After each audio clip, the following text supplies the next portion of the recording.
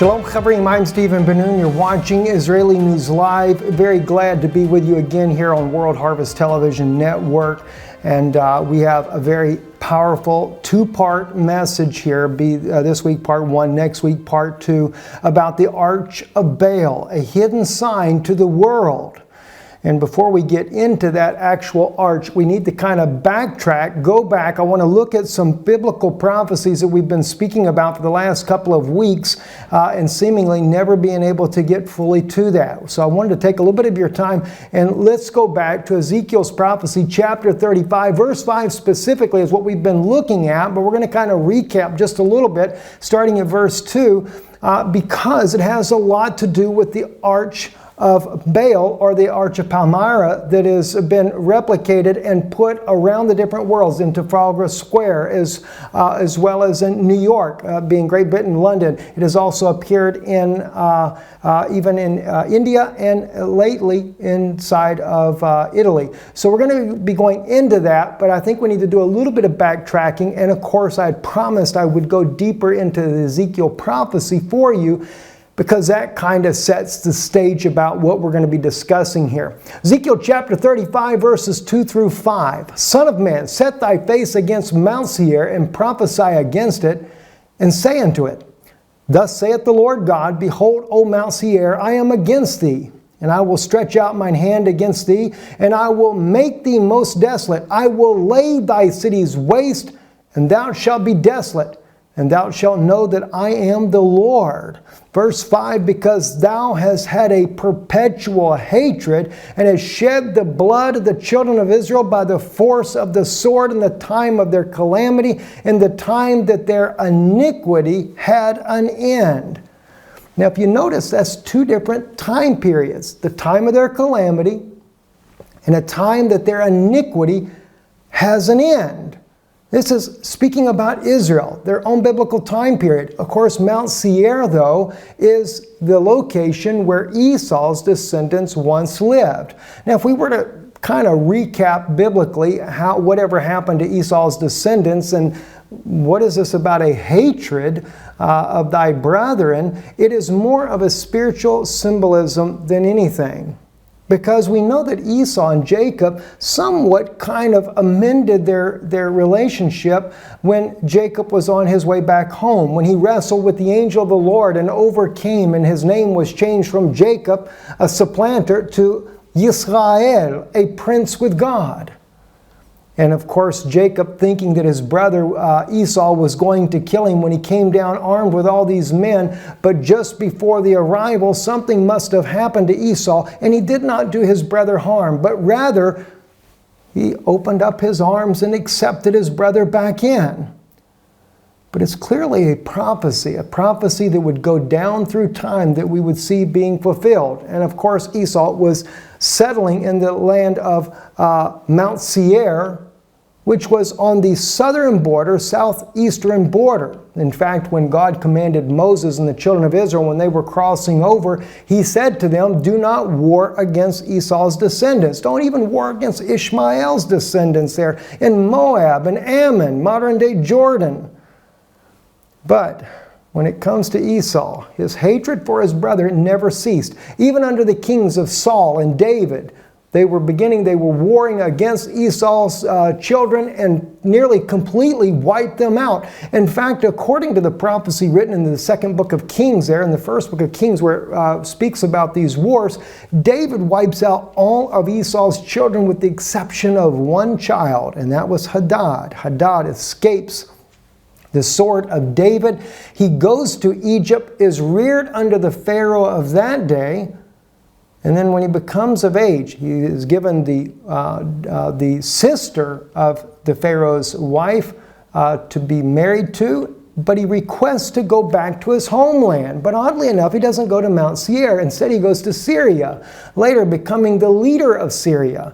And of course, the Jewish rabbis have followed the trail of Esau's descendants from Syria to northern Africa, from northern Africa over into modern-day Italy that we would know today, or Rome, as we often say. And we know this because the prophet Obadiah also clearly identifies that Esau's descendants are there in Italy or Rome.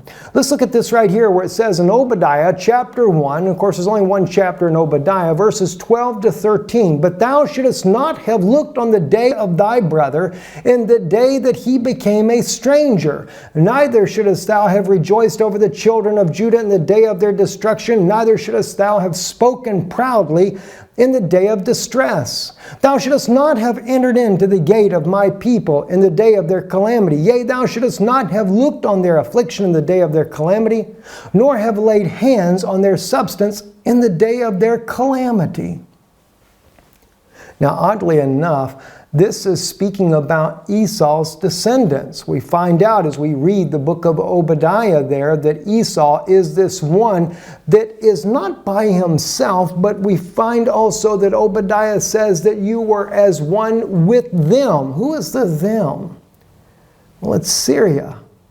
It's the Syrian military force, because you have to remember before the destruction of Jerusalem in 70 AD, the Romans had also conquered the Syrian people. But they were blood related, at least some of them were, because it was Esau's descendants. Part of the reason why we have the triumphal Arch of Palmyra, or the Arch of Baal, that was erected inside of Syria. It was a Roman arch. And that arch there, it was symbolic in nature.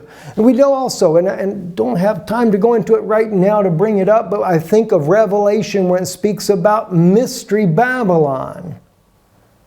We could go into that maybe in the second broadcast here, but let's continue on though. What's important to notice though is, as we mentioned a moment ago in Ezekiel 35 verse 5, because thou hast had a perpetual hatred and hast shed the blood of the children of Israel by the force of the sword, in the time of their calamity, in the time that their iniquity had an end. Well, Obadiah clearly identifies that Esau was the very one that was complicit in the destruction of Israel's temple in 70 AD and the city of Jerusalem, which was when? The time of their calamity, as we see at the last part of verse 13, nor have laid hands on their substance in the day of their calamity. So clearly, the Romans, as we know that Titus, the Roman general who was down inside of Jerusalem, and he worked this entire war campaign to overthrow the Jewish nation, which, by the way, was kind of interesting because you have to remember the Romans had made an alliance all the way back under the Maccabee brothers, never to do harm to them or them to do harm to the Romans, and that they had a wonderful confederacy together for protection of one or the other. But it never went that way for the Jewish state. Only the house of Judah. That's why I say a Jewish state, because it was the house of Judah at that time. And of course, we know that Messiah, Yeshua himself, he comes, but he's rejected of his own. And that destruction of the third temple is orchestrated by Titus, the Roman general, as Obadiah clearly identifies. And not only does Obadiah identify, they erect another arch for the Arch of Titus that is erected in Italy as a memorial for the conquest and the battle against Jerusalem.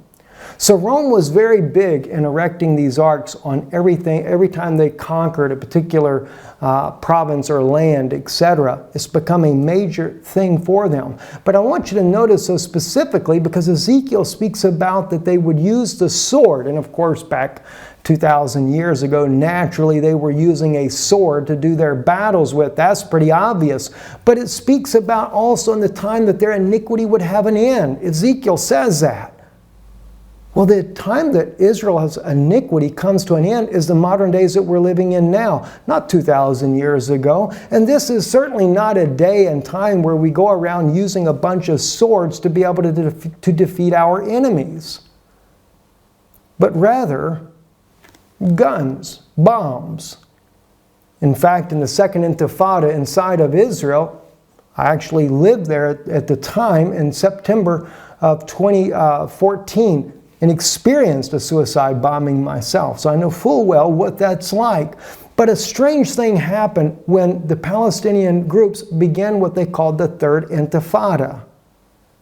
This Intifada, unlike all the others, took a twist.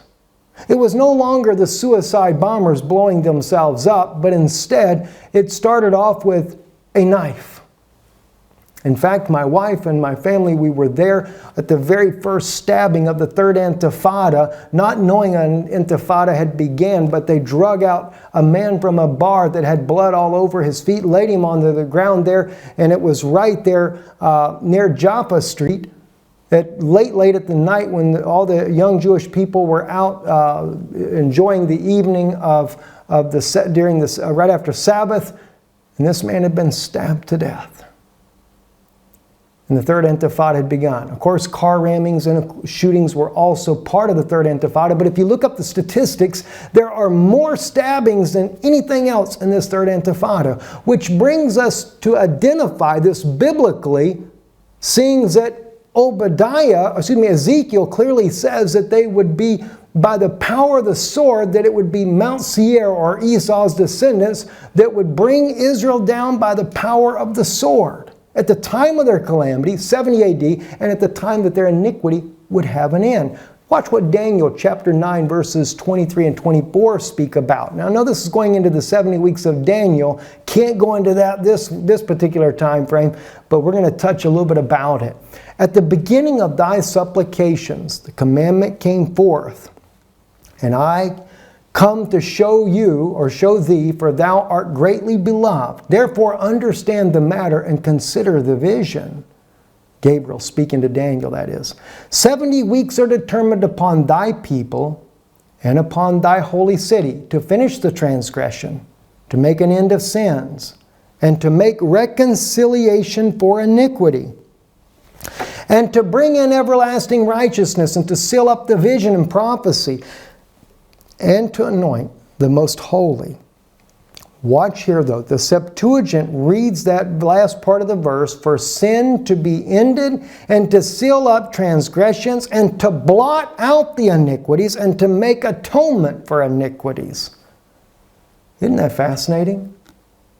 We read in Ezekiel that Mount Seir or Edom would use the power of the sword against the Jewish people in the time that of their calamity, 70 AD, and the time that their iniquity should have an end, which would be what? The return of Yeshua the Messiah, the age that we're living in now. And oddly enough, even though we're in a modern era where they have guns and everything else, the Palestinian Third Intifada has chosen the sword or the knife in order to rage on with their Intifada. Let's read on a little bit more in these prophecies here. Daniel 9, verse 25 to 27. Know therefore and understand that from the going forth of the commandment to restore and to build Jerusalem unto the Messiah, the Prince, shall be 7 weeks and 62 weeks. The streets shall be built again, and the wall even in troublous times. And after 62 weeks shall Messiah be cut off, but not for himself. And the people of the prince that shall come shall destroy the city and the sanctuary. Notice the bold print. And the end thereof shall be with a flood, and unto the end of wars desolations are determined. And he shall confirm the covenant with many for 1 week. In the midst of the week he shall cause the sacrifice and oblation to cease. For the overspreading of abomination he shall make it desolate, even until the consummation, and that determined shall be poured upon the desolate. Now what's fascinating is we clearly see the coming of the Messiah, Yeshua. Even it's written in the Talmud that the Messiah would have to come before the destruction of the temple, the second temple. It would have to be so. Why? The Talmud, the rabbis that were writing their opinions in the Talmud, clearly recognized the fact that, according to Daniel's prophecy, that the temple is going to be destroyed. The sacrifices would cease, in other words. So their assumption is the temple would be destroyed, and the Messiah must come before that time. They also see that the biblical prophecy by Daniel is that the Messiah would be cut off. Now that's the anointed Messiah, not the prince that shall come.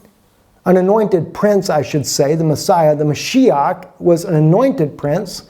But there is also a prince that's coming that is not anointed, that we find out in verse 26. It says and the people of the prince that shall come, that prince that shall come is a future coming prince, will be of the ones that destroy the city and the sanctuary. So there's coming a false prince, a false Mashiach, that would be part of the ones that destroyed the temple and the sanctuary, which was the Roman force, Titus the Roman general. Clearly, as Obadiah also indicts Esau's descendants, that would be the ones that would be complicit and be as one of them that destroyed the temple and the sanctuary. It's all come to pass. We've seen it clearly. All right? Now, but how does that work out in modern times? Where are we going with this? Well, let's take a look at something that Giulio Miotti wrote. And Giulio Miotti has been on Israeli News Live before. He has written many books, very, very good books about Rome's desire in taking over Jerusalem. And he's not against the Catholic Church per se. It's just certain government entities or certain individuals that are trying to overthrow the Catholic Church's traditional role. Same with us here. We're definitely not against the Catholic people whatsoever, but we realize in every institution, whether it be religious or governmental institution, there's always a bad egg in there somewhere. And that's what we're looking at today. The expose, the Vatican wants to lay its hands on Jerusalem. The title of the article here that came out on November the 12th of 2015, the Vatican wants to lay its hands on Jerusalem. The Vatican is now reiterating demands for control of religious sites in Jerusalem.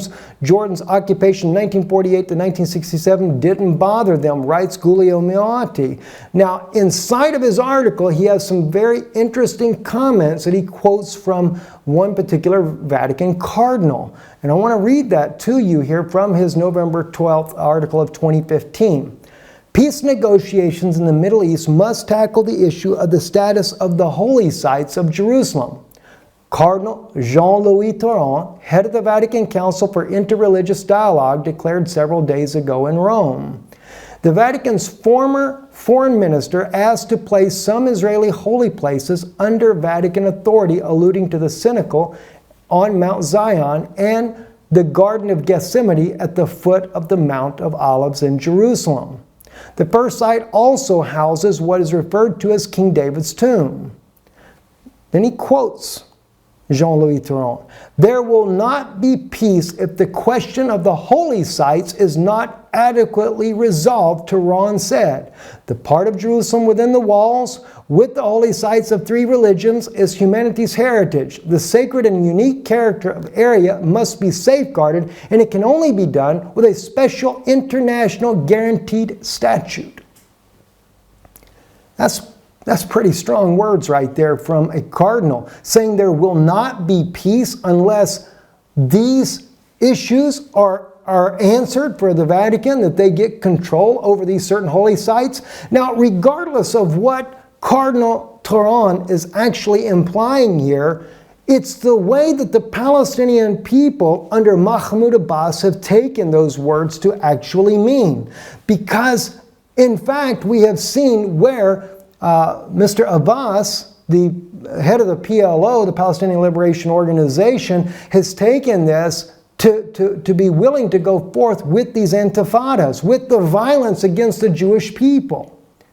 In fact, in one statement that he made on Arabic television, the Palestinian television there, he stated that they would do whatever it takes to protect these holy sites, and he included all the sites that belong to the Vatican.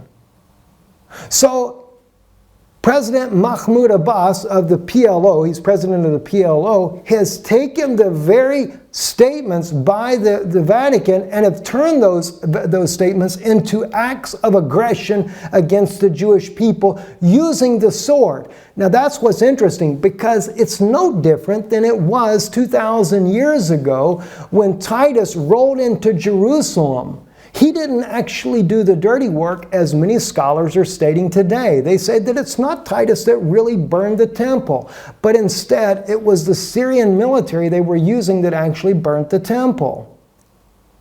But God takes in Obadiah, and the prophet Obadiah clearly says, you were as one of them because of the incitement of that violence. Could that also stand to reason for today? Because clearly Ezekiel's prophecy states that they would be hurled to the power of the sword in the time of their calamity, at the time of their iniquity had an end. Notice the terminology Ezekiel uses. They're hurled to the power of the sword. In other words, Rome's own words is what has caused their military strength in the region to hurl the Jews to the power of the sword. Whether it was their intent or not is debatable. But the fact that the Palestinians, as the Syrians of 2,000 years ago, have answered the call of that violence against the Jewish nation, that is clearly a fact. And that seems to be exactly what the prophets Ezekiel and that of Obadiah are implying here. Let's move on. The Jerusalem Post, photos, social media and Palestinian incitement during a terror wave. Palestinian Facebook post, there is nothing greater than a knife penetrating the heads of Jews. Just to show you some of this third intifada mentality. And this particular article was showing a lot of different pictorials that are coming out on Arabic channels, including that of Memory, who's put out quite a few of them. They're showing a knife with the blade like the state of Israel with blood all over it. That's just one of many that they were showing, but again, showing you the power of the sword, that the Jewish people in the modern days have been thrown to the power of the sword. This article here, The Times of Israel, Mount Zion, protesting the Pope and preaching the status quo, concert held to send message of the Jewish unity and control a fraught religious site, but some ramp up anti-Francis rhetoric. And what I'm going to here now, I want to back up just a little bit for you and share with you other prophecies that have been fulfilled in modern times. Prophecies that, ironically, may have a lot to do with Tom Horn and Chris Putnam's book that they came out with, Petros Romanos, utilizing the ancient, or I don't know if we'd say ancient, but a very an ancient document from the archives of the Vatican about the popes of Rome. And that last pope, according to the prophecies that were discovered in the Vatican archives there, would be the last pope. And he wouldn't be such a good pope either. Now they're suggesting in their book in Petros Romanos, which would be Peter the Roman, that in fact Pope Francis is the 112th pope. Could he actually be the guy that would be the fulfillment of that particular Catholic prophecy? Interesting question to think about. Well, I will share with you some very interesting biblical prophecies that have been fulfilled, though, by Pope Francis himself. Let's take a look at this. Those of you that may know about back in 2014 when Pope Francis actually did his communion service there on Mount Zion in the upper room just above King David's tomb, which he has a right to do that. He does represent the Catholic Church, believing to be a Christian, and any Christian, in my opinion, would have a right to have a communion service there on Mount Zion in the upper room. If, after all, it is a Christian holy site. But just below it is King David's tomb, which is a Jewish holy site, where they believe to be buried both King David and that of King Solomon. At least tradition holds that to be so. And we also have Muslims right near the area as well. They have their own mosque in the same area. So all three religions are in the same place. But what's fascinating and what you may not realize is that after the Pope of Rome held the communion service there in the upper room above King David's tomb, there continued to be communion services held, but also they were throwing the Jews out of King David's tomb so a communion service could be held actually inside the very tomb of David itself. And that was something that seemed to be just stepping across lines right there. But it wasn't the Pope of Rome, wasn't Pope Francis doing that. But could it be that Pope Francis was actually fulfilling biblical prophecy? Of course, the photo on your screen was where the Orthodox community, the far-right activist, Ben Gavir, which is on the left, and Baruch Marzel, in the center, and Ben Ari to the right there, Michael Ben Ari, they were there protesting the Pope's coming to there and to even having this communion service, which it happened regardless. But I think that we were seeing biblical prophecy being fulfilled as a result. Let me share with you why. We just got a few minutes before closing here. In the Hebrew language, or I'll read it to you in English first, for the day of the Lord is near upon all nations. Again, the book of Obadiah, the prophecies. Here, Obadiah chapter 1. As thou hast done, it shall be done unto thee. Thy dealing shall return upon thine own head. For as you have drunk upon my holy mountain, so shall all the nations drink continually. Yea, they shall drink and swallow down, and shall be as though they had not been. But in Mount Zion there shall be those that escape, and it shall be holy, and the house of Jacob shall possess their possessions.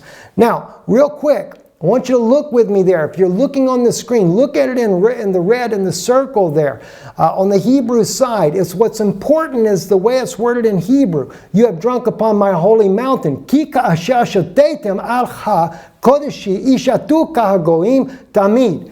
In Hebrew, the ka'asher shutetem, it's the third word there, from right to left, shutetem, is in the masculine plural. It's telling us that there were only men drinking on the mountain on that particular time. But then it says on God's holy mountain, which we know is Mount Zion based on verse 17, but it says that they would continue to drink, this time not men only, but it would be inclusive and Gentiles inclusive or church inclusive. So he says, Al HaKodeshi Ishatu Kol Hagoim Tamid. All the nations or all the Gentile churches would continue to drink, both men and women. Not like the first sentence there, where it's only men only that are drinking. Prophecy being fulfilled by the Pope of Rome itself.